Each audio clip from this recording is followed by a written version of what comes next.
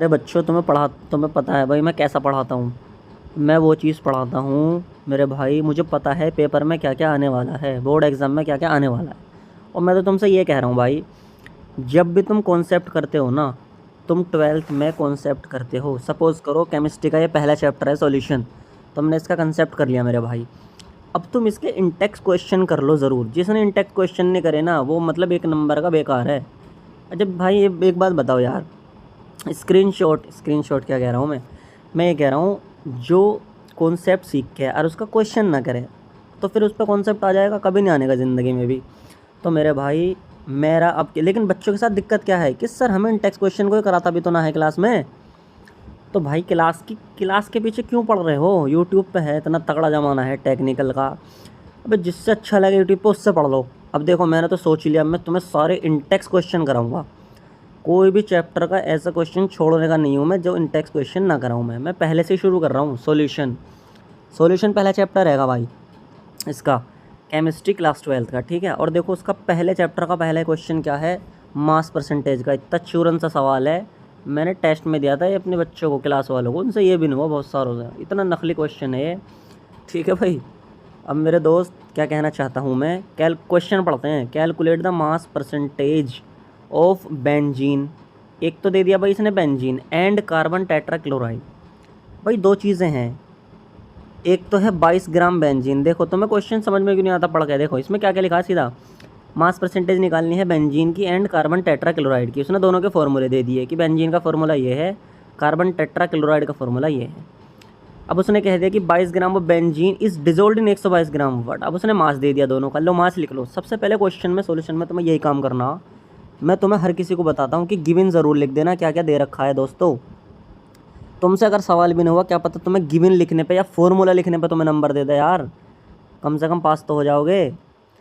और भैया चलो सबसे पहले लिख दो मास। देखो मास कितना दे दिया मैंने, बेंजीन का मास लिख दिया 22 ग्राम।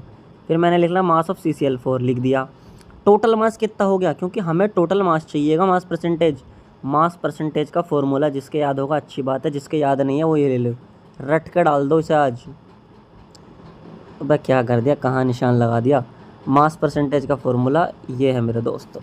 बुरी है बुराई मेरे दोस्तों, तो इससे अच्छा तुम पढ़ाई पर ध्यान दो, बुरी बातों से ध्यान मत दो।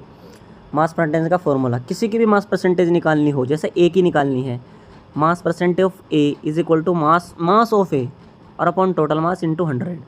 अब देखो भैया टोटल मास कितना, अब निकालनी किसकी है, पहले निकालनी है बेंजीन की। चलो चलो भैया, अब देखो बेंजीन क्या लिखा, मास परसेंट ऑफ बेंजीन। अब मैंने क्या करा, मास परसेंट ऑफ बेंजीन निकाला।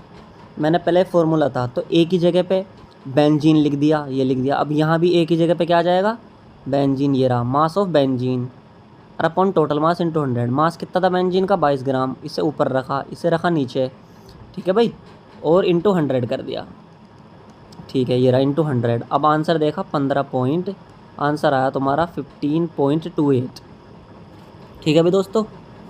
मतलब ये तुम्हारे हाथ में कैलकुलेशन भाई, अब मैं तुम्हारे हाथ पकड़ के कैलकुलेशन थोड़ी करवाता फिरूँगा। चलो अब आ जाओ, ये वाला देख लो भैया। अब बचा दूसरा, मास ऑफ CCl4।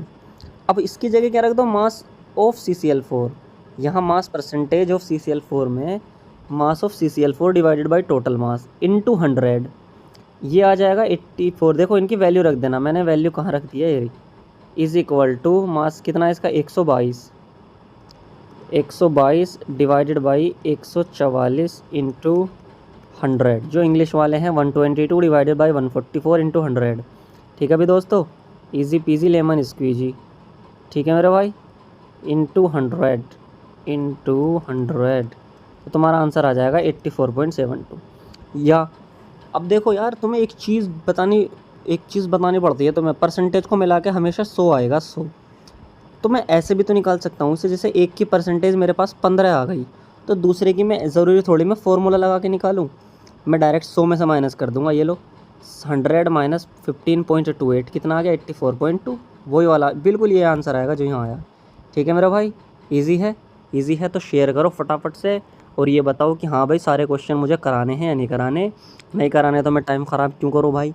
और अच्छा लगा तो जिंदा शेयर करो, जिंदा कमेंट चाहिए मेरे भाई, लाइक तो ठोक ही दो जाते जाते, ठीक है। फिर मिलते हैं अगले क्वेश्चन में।